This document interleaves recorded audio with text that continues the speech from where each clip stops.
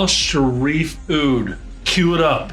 His first take on a perfume, and it's in collab style. Another traditioned attar maker making the move to an alcohol-based composition. The cast of ingredients is just like the cast of characters in Ocean's 14 would bring. With that cast, record-breaking prices come along with it. 2021 is alive. A brand and therapeutic fragrance chasing the best of the best. Subscribe, spray on. Presentation time. This is exclusive of exclusive. Check that out. This box is heavy, heavy duty. It's got the satin pillowcase, but did you hear that? It's just right next to the microphone. Heavy, heavy duty. You get this wax, nice paper that doesn't need to be in there, but it is. Just touches of class. I mean, it's like opening a fancy watch kind of thing. I do not want to spill this one. Let's get into this bottle. I'm sure I have fingerprints all over this. I had this before my vacation. This is what I wore on my vacation. Bottle price is $1,300 for 50 ml, give or take a few dollars. Shatha Alzabi and Shareef Oudh are the collab on it. 65 masculine, 35 feminine on this one. Jasmine, Orris butter, Neroli, Bergamot, Ambergris, Myrrh, Oud, Sandalwood, Civet, and Musk. Oh, man. 10 wearings on this. It's the 10th time I've sprayed it on, wearing dry down as well. Bottle number 58, winter 2020. It's kind of like my channel present to me a little bit was the whole S.J.A package. I was looking to do something else. This came with 4 recommendations before I bought it. It took a lot for me to pull the trigger. I knew it was Shareef Oudh. His stuff is, you get an insert tax, you get an Shareef Oudh tax. Same thing. Very expensive stuff. You're paying, I'm going to speak about the Japanese steel knives. The older generational and the more knives that a steelmaker has under him, the more value he brings to a knife. People are willing to, and they sell out. I mean, same knife and same function, you can go from $100 to over $2,000 for a knife. Just depends who it's made by. So we're going expertise here, and we're getting into a new concept in perfume. You're buying a traditioned perfumer that is revered by many, many, many people around the world, and generations. That's the Shareef Oudh name. I talk about the insert name, same thing. Puts his name on something. I'll get into it. I have a metaphor that'll describe it way better than this. The 4 recommendations. I mean, obviously the price is just, I'm like, no way. I'm at a point where I don't want to spend that kind of money on perfume. Like, it has to be a first generation Shareef Oudh perfume, something like that. First person tells me about it, I'm like, yeah. And the people, these are people I trust, the 4 people. The 4th one's a brand new one. Second person tells me, I'm like, oh, man. Great. And these are underground people that don't want to be named. Trust me, I get why they don't want to be named, because these Oud people don't all like each other. And if you associate with the brand in public, you're stuck with that brand. I don't get that. I've been able to venture and dance around that as far as there is right now. So I get why they're underground. So 3rd person comes to me, you got to try this one. I was like, wow. I just can't. By the time that I went to the site. On there, the site already had it off, sold out. So I kind of felt relief. I was like, oh, good, it's not there. 4th person. I'll name him here. He's fine with it now. Lita. Remember Lita? He's the guy that paid Antonio to do the lead perfume under Vogue for his band. He's the band manager of Duo. And he told me about this. And I was like, man, it's not available. Like, that's what I said at first. Like an hour later, she's like, I just talked to the perfumer. She has a couple left. I'm like, oh my goodness. So I start messaging. I look at everything. If I get involved in the house, I put together my bundle, pulled the trigger. For people like that, I had to. So we're going to get in with it. It's packed with materials, right? The materials, I read the notes, the materials like this. Here's the metaphor.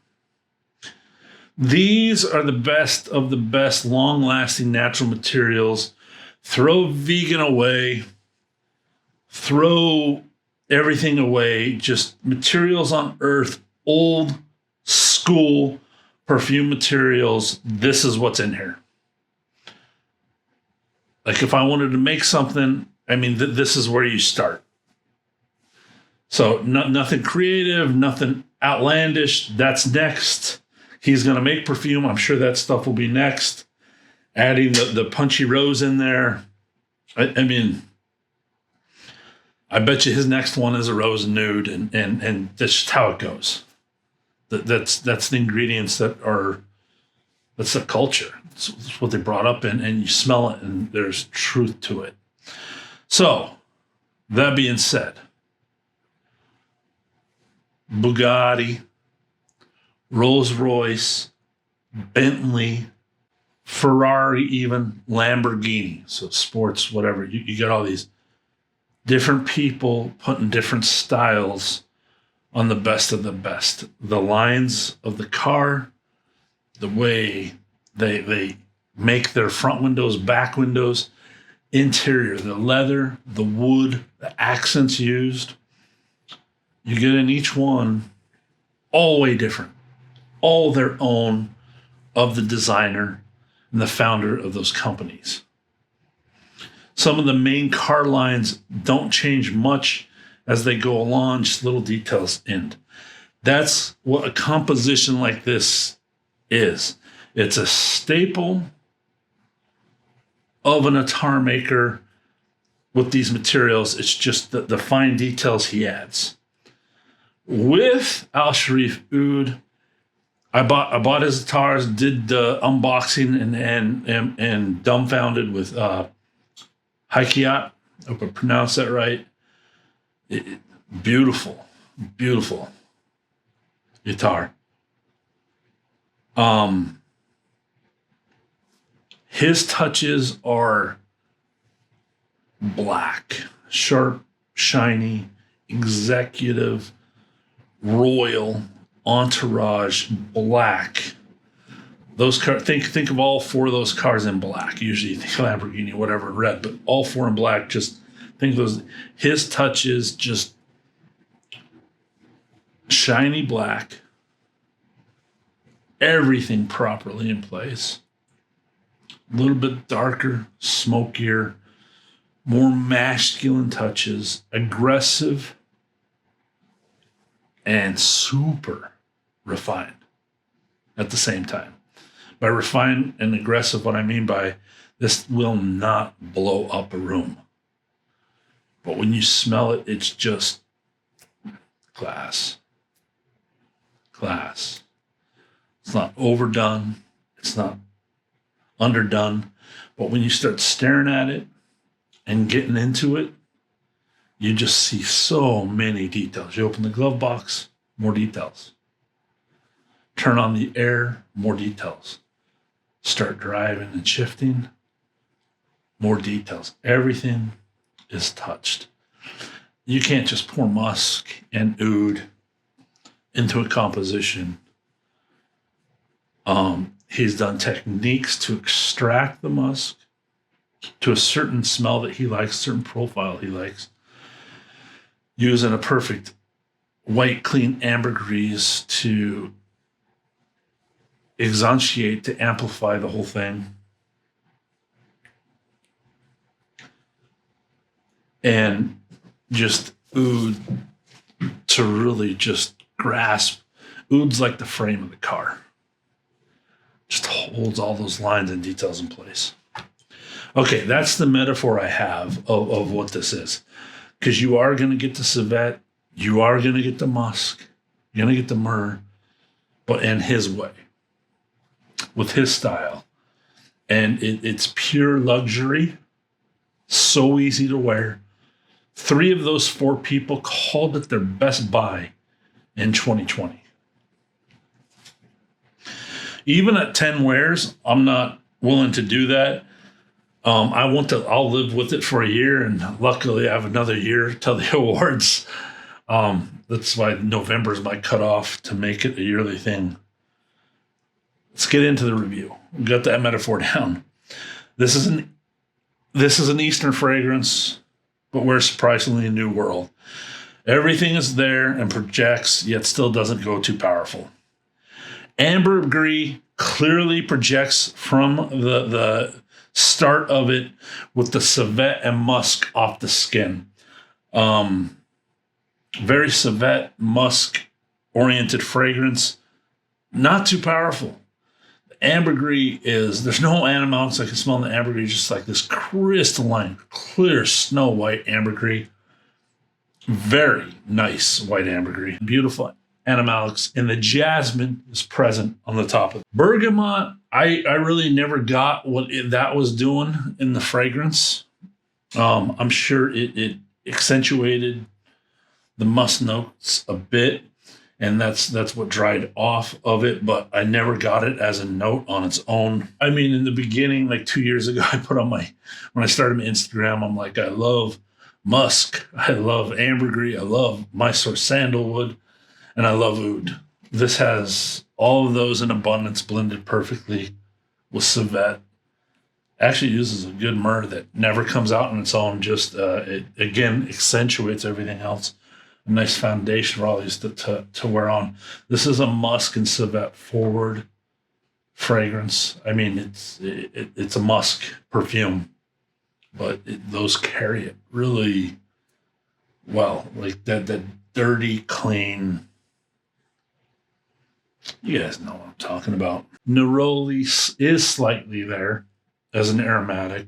The jasmine comes off way more cleaner. Those are the only 2 florals I get from it. Adding to the base ingredients are a buttered sandalwood and a powdered orris. This will not powder up, just gives a kiss in the aromatics of the fragrance and makes things a bit more approachable, even than they are with that super white ambergris. It's a royal scent, very accomplished scent. Something you wear with the best of your clothes, the fine detailed clothes I talked about. It's not just renting a tux. It's going and spending 10 times more than the other guy on the tux that only a few people in the room will know about. That's the kind of fragrance it is. Same metaphor I use for something else. That's what this is. It's just got those fine details when people approach you, when you wear it, that only a few will notice, and you're paying the cost, the expense to get that notice. It's beautiful for personal wear and others around you. A Rolex of fragrances, so to say. All the elegance is there, class and modern touches like I started with. Easy to wear. The Oud does smell strong. I'm taking a very blind guess. I didn't reach out and ask. Guessing it's a Hindi Oud. Guessing. I don't know. Guessing that it is a Hindi. Adding flares to the musk and dirtying up the florals even more. Again, it has all that dirtiness, but wears light and pleasing at the same time. The best of the best perfumes do that. I mean, the best women's and men's perfumes over the last hundreds of years had those ingredients, and yet they are pleasing. It's one of those. Overall, all the ingredients are there. This is for collectors, I would say. I can't be seen as wearing this every day as it's a limited release. Scoring. S.J.A. Perfumes Winter 2020. The Experience 1515. Branding, originality. Showed you the box, 5.5. Projection and sillage, 5.5. Longevity, 5.5. Ingredients and price to ml, 17 out of 25. Top 10. Heart 4.5. Base 9.10. It's a bottle worthy. It's a 90. You guys saw where it got docked. It's for collectors. I mean, it's going to sell out. It's amazing stuff. 3 of the 4 people best of 2020 that they bought. It's a fantastic fragrance. We'll see where it goes. And my awards next year. This is 2 in 2021. It's nuts. Nuts, nuts, nuts. This can't be another year like this. I don't know if I can take it. Wear power play fragrance, special occasions. I wear this all year long. Who do I see wearing this? A king. My first one, just a king. This is something a king would search out. That's who Shareef Oudh is. He is one of the best perfumers in the world. You search him out to make a fragrance with the best ingredients. It's what it is. How many sprays? 1 to 9. I can go crazy. It smells 100% natural to my nose. It's about 1.5 foot personal scent bubble. Medium sillage, tell for sure.